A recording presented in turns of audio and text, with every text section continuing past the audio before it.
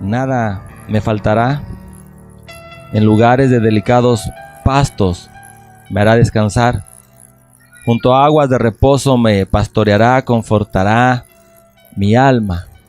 Me guiará por sendas de justicia, por amor de su nombre. Aunque ande en valle de sombra de muerte, no temeré mal alguno, porque tú estarás conmigo. Tu vara y tu cayado me infundirán aliento. Aderezas mesa delante de mí en presencia de mis angustiadores. Unges mi cabeza con aceite, mi copa está rebosando. Ciertamente el bien y la misericordia me seguirán todos los días de mi vida, y en la casa de Jehová moraré por largos días. Hasta ahí, mi amado hermano. Llevamos hoy 4 domingos hablando acerca del carácter de Dios. Nos faltan todavía muchos domingos, hermano. Y el domingo pasado hablábamos acerca del Dios de la misericordia y dijimos que como la misericordia de Dios es tan amplia, tan profunda y tan espaciosa, no nos iba a dar tiempo de hablar de ese atributo de Dios en una sola sesión. Hoy vamos a continuar hablando de ese atributo que nos gusta mucho, ¿verdad, hermano? Hablar de la misericordia de Dios hoy es un tema bien suave para nosotros, porque sabemos que podemos ir y Él nos va a socorrer. Y decíamos el domingo pasado, hermanos, que Dios vino a nuestras vidas cuando más lo necesitábamos. ¿Así fue en tu vida? Cuando yo más lo necesitaba, Él llegó a mi vida. Entonces, si alguien se te acerca y te pregunta, hermano, o sea que la necesidad del hombre es la oportunidad de Dios. Fíjate qué pregunta, se escucha bien bonita. ¿La necesidad del hombre es la oportunidad de Dios? La respuesta es no, absolutamente no. Dios no necesita oportunidades porque Él es Dios. La misericordia de Dios es la oportunidad para el hombre, porque la oportunidad la necesitamos nosotros. Y entonces, ¿qué pasa con la misericordia que nosotros ya debimos de haber aprendido de Dios? ¿Qué pasa con la misericordia del hombre hacia el hombre mismo? Bueno, esa es la oportunidad también para el pecador, para que aquellos que han alcanzado misericordia apliquen misericordia para restaurar a aquellos que han pecado. ¿Me estoy explicando, hermanos? Nosotros tenemos que aprender la misericordia de Dios, porque hemos leído N veces y predicado que somos imagen y semejanza de Dios. Y si Dios tiene misericordia, nosotros tenemos que tener también en nuestra vida misericordia. Porque cristiano es el que se parece a Cristo. Cristiano no es el que dice que se parece a Cristo. Cristiano no es el que hace como que se parece a Cristo. Cristiano es el que se parece a Cristo. Cristiano no necesariamente es el que va al culto. Cristiano es el que tiene una experiencia con su Señor. Y esa experiencia, mi amado hermano, es todos los días. Dios para Él no es teoría. Dios para Él no es un personaje lejano. Es alguien con el cual tiene una experiencia todos los días de su vida. Platicábamos que ayer la adoración estuvo extraordinariamente preciosa. Y decíamos que debíamos de anhelar la presencia de Dios. Y si alguien escucha este comentario mío, tendría mucha razón en decir, el hermano está enseñando mal en la congregación. No, la prédica y el mensaje no es que anheles la presencia de Dios, que lo incluye. El mensaje es que para llegar a percibir la presencia de Dios necesitamos vivir y practicar la santidad. Que para percibir la presencia de Dios necesitamos conocer este librito que se llama Biblia. Si quitamos la Biblia, mi mensaje es una herejía, hermano. Porque ¿cuántos quieren presencia de Dios? Pues todos. ¿Y cuántos están dispuestos a pagar el precio? Pues muy pocos, ¿verdad que sí? Así es que la misericordia de Dios está ahí y debe ser la experiencia con Él todos los días. Ahora, cuando yo digo experiencia con Él, tampoco quiero que se me malinterprete, hermano. Cuando yo digo que necesitamos la experiencia con Él, yo no estoy hablando de sentir, estoy hablando de creer que Dios estará ahí en el rincón de oración, aunque nosotros no lo sintamos. Porque a veces tiene que ver mucho con nuestro estado de ánimo. Y a veces es una gran verdad, no percibimos a Dios, pero Él está ahí. Entonces, ¿a qué me refiero cuando digo tener una experiencia con Dios, hermano? Es que nosotros cristianos debemos ir voluntariamente a la presencia de Dios, no solamente para pedirle cosas. Debemos ir a la presencia de Dios con la intención de ser examinados por Él, pero que esta examinación de Él en nuestra vida sea una cosa voluntaria nuestra, porque Él nos conoce, ¿verdad que sí? Él conoce nuestro corazón, pero yo no hablo de eso. Estoy hablando de ir voluntariamente y decirle, Señor, aquí estoy para que tú me examines cómo estoy y que tú me corrijas. Ahora, mi amado hermano, si te estoy hablando que hemos aprendido o debimos de haber aprendido la misericordia de Dios para practicarla nosotros, entonces deberíamos de cumplir con un mandamiento que dice que debemos de amar a los demás como a nosotros mismos. Entonces aquí surge una pregunta, mi amado hermano. Bueno, ¿a quién debo de amar primero? ¿Debo de amar al que me ultraja, al que me persigue, al que me blasfema? ¿O primero me debo de amar a mí mismo? Si yo te dijera que primero tienes que amar a los demás antes que a ti, me dirías que eso es una mentira. Y tendrías razón. Si te digo que hay que amarnos primero nosotros, habrá gente que diga, eso es egoísmo. Y ahí estamos peleando que fue primero el huevo, la gallina. No es el punto. El punto es la calidad de amor que debemos de dar hacia los demás. Ni siquiera la cantidad, sino la calidad del amor movidos a misericordia que nosotros debemos dar a los demás. Ahora, tenemos que ir a la Escritura, mi amado hermano, para ver si lo que estamos haciendo es exactamente lo que Dios dice. Yo no quiero saber solo lo que la Biblia dice. Quiero ver si lo que estoy haciendo es conforme a la Escritura dice. Yo quiero ver si mi voluntad está alineada con la voluntad de Dios. Yo quiero saber si estoy de aquel lado de la voluntad de Dios o estoy de este. Quiero saber si soy amigo de Dios o soy su enemigo. Quiero saber si con Él estoy juntando o estoy desparramando. Quiero saber si estoy de su lado o estoy en su contra. No basta con saber lo que la Biblia dice. Tengo que pararme delante de ella y voluntariamente decirle a Dios, yo creo que tu palabra es un espejo. Quiero ver el tamaño de mi cristianismo. Quiero ver la calidad de amor que yo estoy practicando. Quiero ver cómo estoy según tus mandamientos, mi amado hermano. Eso es lo que vamos a ver ahorita a través de la palabra. Por eso yo he dicho una y mil veces, no importa lo que la gente diga y opine de ti, importa lo que Dios dice y lo que Dios opina de ti. Si después de examinar estos versículos, mi amado hermano, y pararnos delante de este espejo, tú dices, yo cumplo con esto, entonces qué bueno, Dios opina muy bien de ti. Pero si resulta que nos está faltando algo, entonces la opinión de Dios hacia nosotros no es tan buena. Y entonces estamos constituyéndonos en pecadores y en transgresores. ¿Sí me estás entendiendo? ¿Quieres ir conmigo a la Escritura? Quiero que vayas por favor a la Epístola Universal de Santiago. Y quiero que por favor busques el capítulo 2. Santiago, capítulo 2. Y vamos a ver cómo estamos delante de Dios. Porque finalmente, hermano, antes de conocer de Dios, Él puso algo en nuestro interior que se llama conciencia. Y conociendo de Dios, en la conciencia se injertó el Espíritu Santo. Entonces nosotros ya sabemos lo que es bueno y lo que es malo. O no sabemos lo que es bueno y lo que es malo. Pero ahora vamos a ver si lo que estamos creyendo que es bueno, lo estamos practicando. Estamos en Santiago capítulo 2. Y quiero que empecemos en el versículo 8.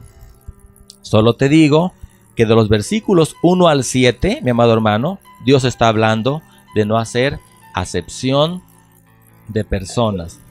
Como tú comprenderás y como yo comprenderé. No hacer acepción de personas. El mismo título del capítulo te lo dice. Amonestación contra la parcialidad. Estamos ahí, mi amado hermano, del 1 al 7. Habla y dice que está muy mal. Y vamos a fijar nuestros ojos en el versículo 8. Y vamos a leer la Biblia despacito, como la Biblia se debe de leer. Estoy en Santiago 2, 8. Dice la Escritura, si en verdad cumplís la ley real, ¿cómo me gustaría que subrayara si en verdad? Porque es una condicionante. Dice, si en verdad cumplís la ley real, conforme a la Escritura, amarás a tu prójimo como a ti mismo, y bien hacéis. Mira qué versículo, hermano. Dice la Biblia que ames a tu prójimo. ¿Cuánto? ¿Más que lo que te amas tú? No. Dice igual. Amarás a tu prójimo como a ti mismo. Y dice la Biblia en ese versículo que si tú cumples este mandamiento, haces bien. Y si haces bien, ¿cómo te va a ir, hermano? Te va a ir bien, porque es la ley de la siembra y la cosecha. Entonces, grábate ahí en las tablas de tu corazón. El mandamiento es: amarás a tu prójimo como a ti mismo. Le vas a dar a tu prójimo la misma calidad de amor que quieres que te den ellos a ti. ¿Estamos ubicados ahí en el contexto? No hacer acepción de personas y amar a los demás como a nosotros mismos. Verso 9. Pero si hacéis acepción de personas, cometéis pecado y quedáis convictos por la ley como transgresores. Dice la Escritura que el favoritismo es pecado, que pecamos y que entonces somos culpables. Que hacer diferencia entre personas, dice la Escritura, que es muy malo. O sea, yo perdono a mi familia, pero a los demás no. Yo defiendo a mi familia aunque sea pecadora, pero a los demás no. Eso es hacer acepción de personas. Ahora, para que tú sepas qué hacer, tienes que ser un hombre o una mujer, mi amado hermano, muy espiritual. Conocer mucho el carácter de Dios. ¿Recuerdas que en la enseñanza hablábamos de Proverbios? Donde dice la Escritura, mi amado hermano, que debemos de heredar mejor a un sirviente leal y que es sabio, preferentemente que a un hijo sinvergüenza. ¿Te acuerdas? Y yo pregunté, ¿quién de los que están aquí dejarían su herencia a un siervo, a un sirviente sabio, temeroso de Dios, en lugar de dejársela a un hijo que es un sinvergüenza? Y me asombró mucho y me decepcionó un tanto que nadie dijo, hermano, yo sí lo haría, porque yo anhelo tener el carácter de Dios, porque la Escritura si lo dice, es porque es así. ¿Recuerdan ustedes que nadie quiso opinar? Yo me sentí asombrado en un grado y decepcionado en otro. Si la Biblia dice que es mejor heredar a un sirviente que es sabio, preferentemente sobre un hijo sin vergüenza, así lo debemos de hacer. Ven conmigo al verso 10. Porque cualquiera que guarde toda, subraya la palabra toda, la ley, pero ofendiera en un punto, se hace culpable de todos. ¿Qué dice este versículo? Que si quieres aplicar la ley es porque tú eres capaz de cumplirla toda. Te tengo una noticia, mi amado hermano. No se puede cumplir toda la ley. Por eso tuvo que venir Jesús. De repente nos sentimos como productos terminados. Yo tiene años que no peco, hermano. La Biblia dice otra cosa. Vamos a Primera de Juan 1:10. Primera de Juan 1:10. Mira lo que dice la Escritura. Primera de Juan 1:10. Si decimos que no hemos pecado, le hacemos a Él, habla de Dios, le hacemos a Dios mentiroso y su palabra no está en nosotros. Entonces, ¿cuántos pecamos? Todos. ¿Y a quiénes debemos perdonar? Al que peca. No pretendamos perdonar al que nunca peca, que no hay justo ni en uno, sino que todos hemos pecado. Ahora, ¿qué sucede con aquel que ha pecado y que se arrepiente, mi amado hermano? ¿Qué debemos de hacer? La Biblia lo dice. Estás en Primera de Juan. Vamos al capítulo 4, por favor, a leer el 20 y el 21. Capítulo 4, versos 20 y 21. Dice la Escritura: si alguno dice yo amo a Dios y aborrece a su hermano, es mentiroso. Pero el que no ama a su hermano a quien ha visto, ¿cómo puede amar a quien no ha visto? Que es a Dios, ¿verdad? Y nosotros tenemos este mandamiento. Subraya la palabra mandamiento. El que ama a Dios, ame también a su hermano. ¿Sugerencia o mandamiento, hermano? Mandamiento. Dios nunca sugiere. Muy bien. Ahora, si yo me paro aquí, mi amado hermano, como una persona que quiere aplicarle la ley a quien ha pecado, es porque yo soy capaz de cumplirla toda. Ahora, ¿qué me gustaría que me aplicaran a mí? ¿La ley o la misericordia de Dios? A mí me gustaría que me aplicaran misericordia, pero soy muy bueno para aplicar ley. Dice la Biblia que apliques ley solamente si eres capaz de cumplirla toda.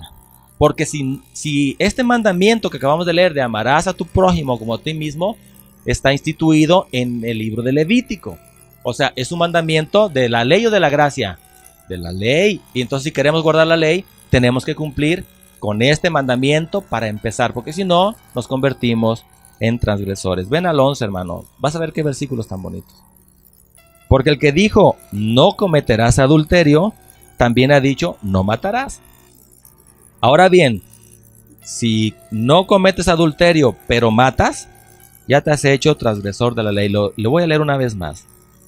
Porque el que dijo, no cometerás adulterio, también, subraya la palabra también, ha dicho, no matarás. Ahora bien, si no cometes adulterio, pero matas, ya te has hecho transgresor de la ley. Mira bien que no matar y no cometer adulterio es todo junto. No es separado. Es toda la ley. ¿Sí estás ahí conmigo?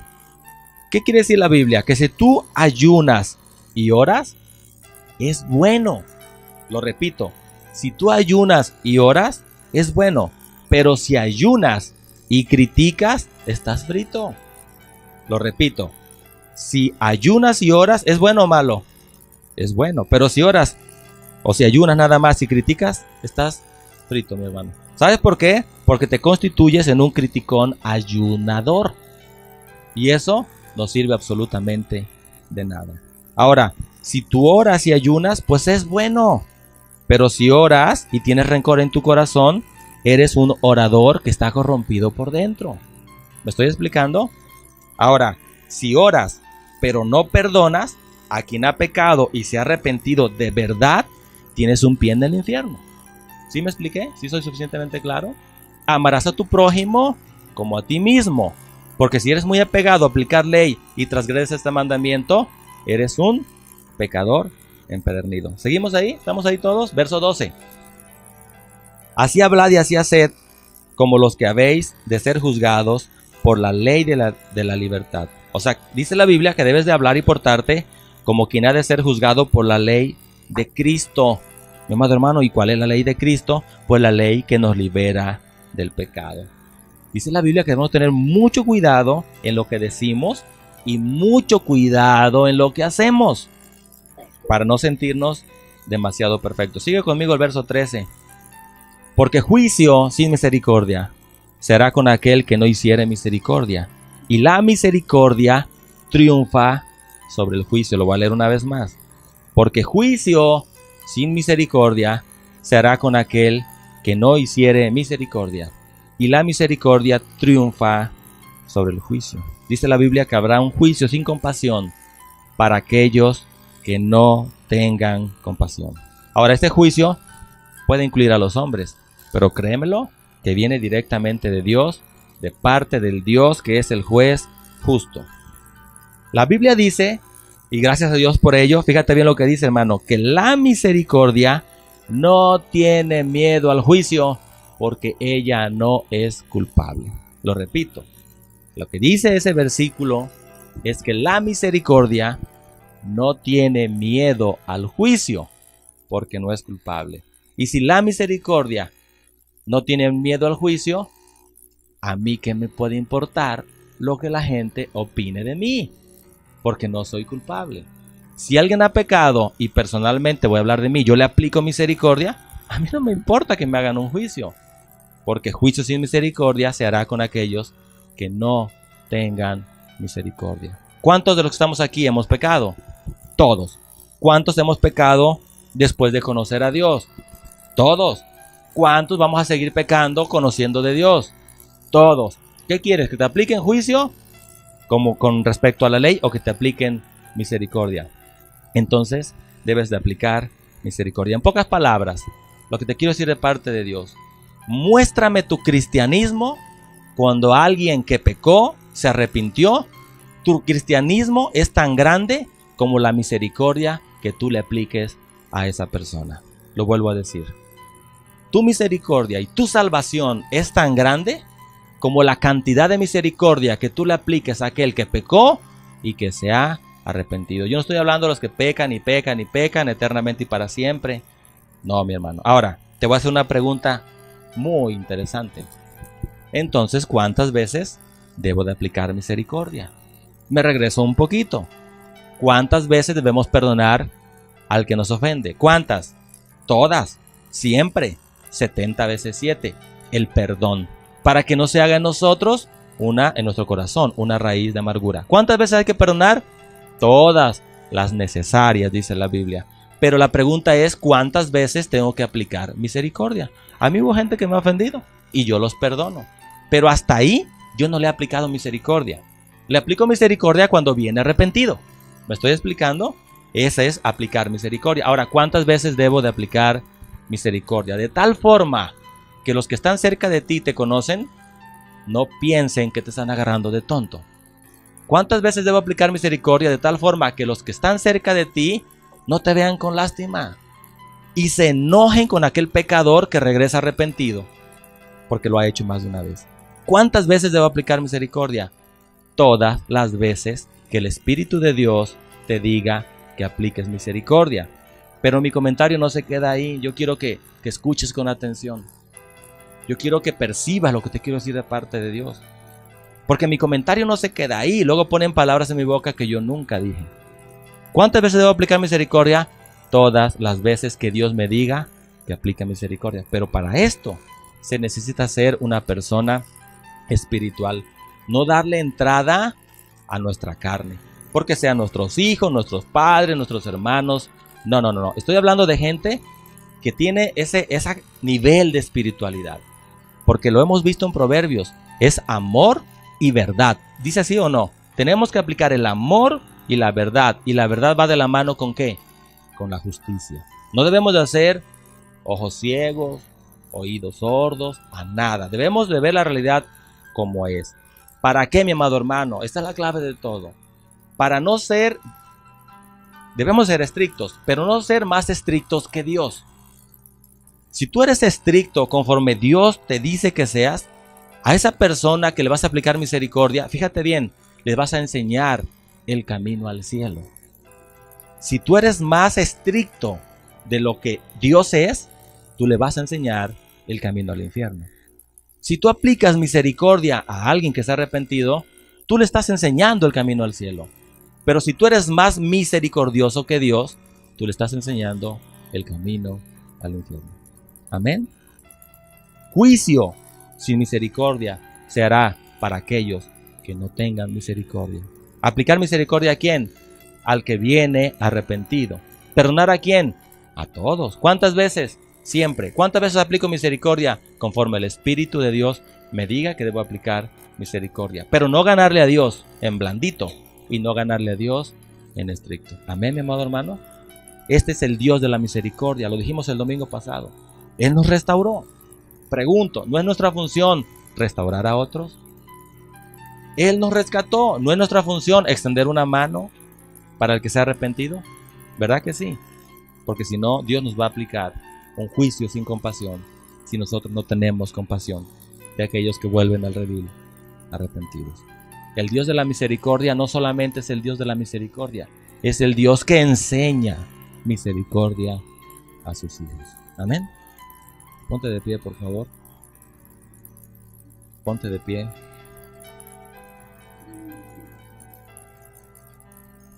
Si después de lo que hemos hablado hoy, que lo hemos visto en la enseñanza, mi amado hermano, nosotros salimos de aquí con rencores en nuestro corazón, sin aplicar misericordia, Dios nos va a hacer un juicio a nosotros. Es mi pastor. Dios no tiene ovejas rencorosas. Nada Cierra tus ojos, por favor, y me oramos. faltará. Padre, en el nombre de Jesús, El Señor gracias. Yo me maravillo cómo es mi pastor. la enseñanza de los proverbios se junta Pastos con estas enseñanzas de tu carácter. Muchas gracias. Él Tú lo tienes todo perfectamente medido, semana a semana, día a día, hora a hora, minuto a minuto. Todo lo que has hablado a tu pueblo no es casualidad. Y a mí me queda muy claro que cuando tú nos pides que apliquemos misericordia, me guiará por es para nuestro provecho y para nuestro bien, para que seamos libres. No podemos hablar de ti, Dios misericordioso. Tú nos aplicaste de tu bondad y nosotros no aplicarla, no lo entiendes. Siempre hemos querido que los hijos se parezcan a los padres. Si somos hijos de Dios, queremos parecernos a ti, que eres nuestro Padre. Pero estas enseñanzas no han terminado. No todo es misericordia. También tú eres el Dios de la ira. Tú eres el Dios celoso. Vamos a hablar de esos atributos tuyos, Señor, para bendición de tu pueblo, para que te conozcamos más. Porque en eso se resume todo. Queremos parecernos a ti. Ya lo dije hace ratito, queremos actuar como tú actúas.